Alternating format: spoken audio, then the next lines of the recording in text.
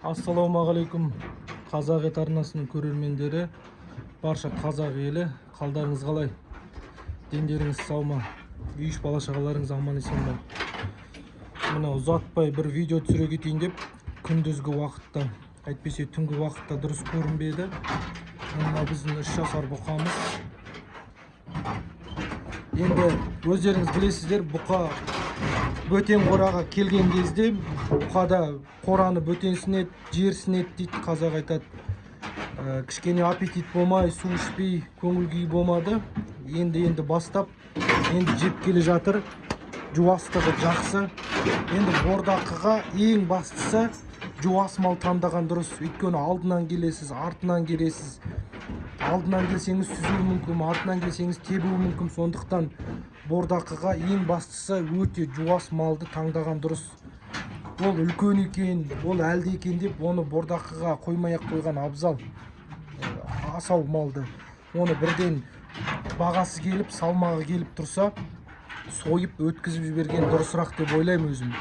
Өйткені жуас малға ештеңе жетпейді. Ертең ол себі шынжырын ұзарту керек болады, немесе шынжыры шешіліп кетеді. Сол кезде байлағанда өте жеңіл болады. Міне осындай жуас бұқаларды әрдайым алып отырыңыздар. Біздің бір жасарларымызда өте жуас, кішкене бар мыналарда мінез, бірақ аса қатты қырып бара жатқан мінез емес. Сондықтан бордақыға өте жуас малды алған және соған көңіл бөлген өзім дұрыс деп есептеймін. Міне 3 жасар, міне 1 жасар. Бұл қара бұқадан бойы өте биік. Анау тақтайды көріп тұрсыздар ма? Қара бұқа содан сәл төмен түсіп тұрған, әжептәуір төмен түсіп тұрған. Мынау кәдімгідей сол тақтаймен бірдей көрдіңіздер ме міне? Төбеден түсіп тұрғаннан кейін солай болып тұр. Бұлай егер параллельно алатын болсам, ана тақтай көрінбей қалады. Бұл бұқаның бойы ұзындау. Енді құрметті көрермендер, әрдайым айтам сіздерге, бұқа бордақылаған кезде бұқаны порода бұқа алған дұрыс.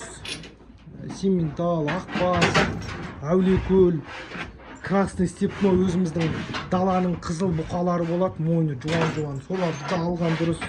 Енді қара ала бұқаға келген кезде тағы да айтам, қара ала бұқаға қатты жоламай қойыңыздар. Қара ала бұқаны 2 жастан жоғары алып қойсаңыздар, салмақты жақсы береді. Мұның Әулиекөлді көрсеңіздер болады, бұл әлі жас, 1 жасқа келмеген, айлық, өте жақсы, толуы бәрі. Міне бұтының толуы бәрі, санның толуы бәрі өте жақсы. Әрдайым порода алыңыздар деп айтам. Порода көп рөл ойнайды бордақыға келген кезде. Ал енді құрметті көрермендер, каналдағы 1-2 сұраққа жауап бере кетсем ба деп отырмын. Отходты қайдан аласың дейді көрермендер. Отходты мен мектептен, интернаттан алам. Мектепте қазір сабақ бітті, интернатта әлі күнге дейін студенттер жүр, экзамен тапсырады осы айдың аяғына дейін. Одан кейін ол да бітетін болады. Біз отходты осы 2 жерден аламыз. Енді алла қалса бір садикпен сөйлесіп жатырық, сол садиктен алып қалатын шығармыз, амандық болса. Енді құрметті көрермендер, отходты қайдан алатынын белгілі болды сіздерге. Ендігі сұрақ, қандай сұрақ қойып еді бір көрермен? Бұқаларды қаншаға алдым деген сұрақ қойды ғой деймін, шатаспасам. Енді ана үлкен бұқаны 480 мың қалдым. Үйге қораға келгенше 510 мыңға айналды ғой, жолымен, әрі берісімен. Ал мынау тазаған Ақбас бұқаларымыз 230 мыңға, Симментал 220 мыңға, мына Ақбас 220 мыңға. Ақбас, мынау Ақбас бәрі бірге келді, анау үшеу. Бұлар 230 мыңнан, Әулиекөл 200 мыңға алдым.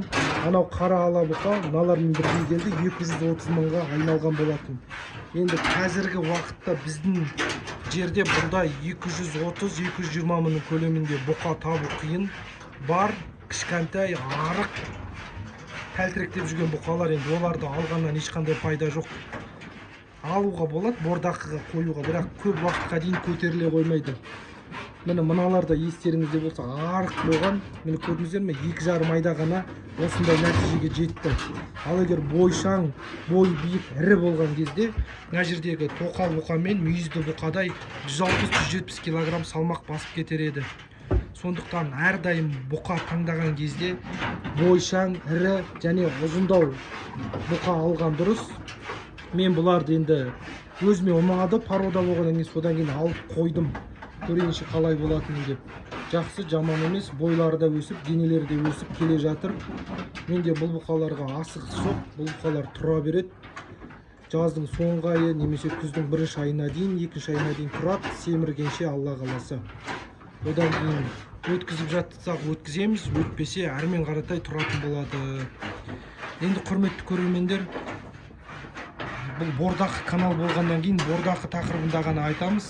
Басқа жаққа көп ауытқи қоймаймыз. Тағы да мен сіздерге айтамын, бордақы таңдаған кезде жуас бұқа және бойшаң, денесі ірі бұқа таңдасаңыздар, 2 айдың ішіндегі нәтижесі өте мықты болады.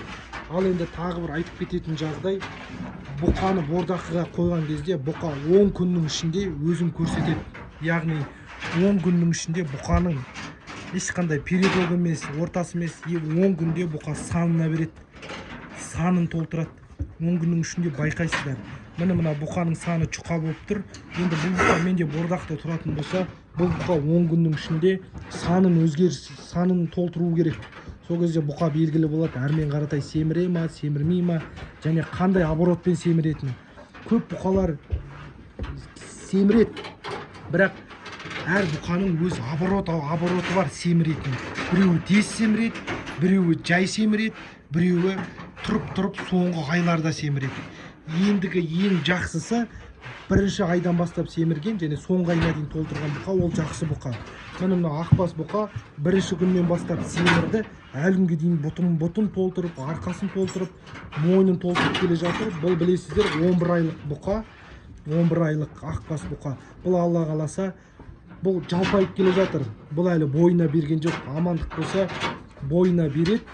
Элевит витаминін алатын боламыз. Элевит витаминін бұқалардың барлығына егетін боламыз. Элевит витамині ол бұқаның бойын көтеруге және бұқаның тәбетін ашуға және бұқаның сүйектерін өсіруіне көмектеседі. Сондықтан сол витаминді Алла қаласа алып егетін боламыз. Мына бұқаға ивермек екпеймін, өйткені төбесіндегі жүгіретін оқалақ құрттары болады, білесіздер, олар жоқ екен. Сондықтан ивермек екпейтін болам. Еккеннің өзінде де бір 15-20 күннен кейін еген бұқаны толтырып, бұқа өзін қораға үйренгеннен кейін егетін боламыз Алла қаласа. Асығыс жоқ. Бірден екпеймін, менің ұстанымым бірден екпеймін бұқаны. Кіргеннен кейін біраз уақыттан кейін егем. Мыналарға бір рет қайтара егіп шықтым, бір-ақ рет ектім, жақсы. Нәтижесі жақсы болды. Бірден қышынуларын қойды. Құйрықтарын анда-санда шығындарға бір рет серметіп қояды да тұра береді. Сондықтан ивермекті бір рет ексеңіздер болады. Егер одан пайда болмай жатса, екінші рет егіп жібересіздер. Сол, құрметті көрермендер, енді тағы да сұрақтар қойыңыздар. Сұрақтарыңыз болса жауап беремін. Енді жазғы уақытта бұқалар, мен ойлағам көп шөлдей ма деп. Жоқ, көп шөлдемеді. Мына бұқаның іші үріліп кетті. Бұл жана су ішкен жоқ. Мыналар барлығы су ішіп шықты. Бұқаның былай қарасаңыздар, ішінің үрілуі неге десеңіздер, бұқа асқазанға су бармағандықтан тамақтан бітетіледі, асқазанындағы шек жолдары. Содан кейін бұқа боздық ауа ішінде, бұқаның ішінде ауа алмас алмай қалады да бір жерге жиналады. Яғни ол үлкен қарынға жиналып газ тұрып қалады. Ал су ішу арқылы бұқа барлық асқазандарын жібітеді, және де тамақ қорытылуы және астың ішкі шектерде, тікшектерде қарынның ішінде айналу арқылы воздух болмайды. Воздухы немесе артық проходпен шығып кетеді. Олар осырады, бұлар керілген кезде. Мына осыра алмай тұр, көрдіңіздер ме? Ішіне үріледі, іштен етпейді, су ішкеннен кейін орнына келеді. Ендігі тағы да бір айта кететін жағдай, бұқа таңдаған кезде көбінесе жайлауда жүрген малдарды алсаңыздар болады. Тауға, жайлауға, қыстаққа кеткен. Ал өрісте жүрген бұқалардың көбісінде, ауыл ішінде жүрген бұқалардың көбісінде олар далада қараусыз болғандықтан салафан жеп қояды. Салафан жіп қояды. Содан кейін ол бұқа бордақы бойы іші үріліп, ешқандай салмақ қоспай, бір ауызбен айтқан кезде средний салмақпен сойылып кетеді. көбінесе бұқаның жайлаудан алған дұрыс. Мен әрдайым айтам, осы туралы да айтқан болатынмын, жайлаудан алған дұрыс. Өйткені жайлауда салафан пакеттер болмайды, жіп болмайды, тек табиғи шөппен жейді. Мыналар ашшылағысы келеді, үйткісі келеді, содан кейін салафанды алып жеп қояды. Даже адамның жайылып тұрған киімдерін де жеп қоюы мүмкін, ауыл ішінде жүрген бұқалар. Соған қатты көңіл бөлген дұрыс. Іші үрлей берген бұқа ол ешқашан семірмейді. Семіргеннің өзінде де етінің салмағы жеңіл болады. Осыған қатты көңіл бөлгендеріңіз дұрыс. Ал құрметті көрермендер, каналға тіркеліңіздер, лайк басыңыздар, комментарий жазыңыздар, сұрақтарыңыз болса қойыңыздар. Күндіз тағы да бір видео түсіре кетейін деп, 3 жасар бұқа түнде дұрыс көрінбеді. Аман сау болыңыздар ағайындар. Келесі видеода кездескенше күн жақсы болсын.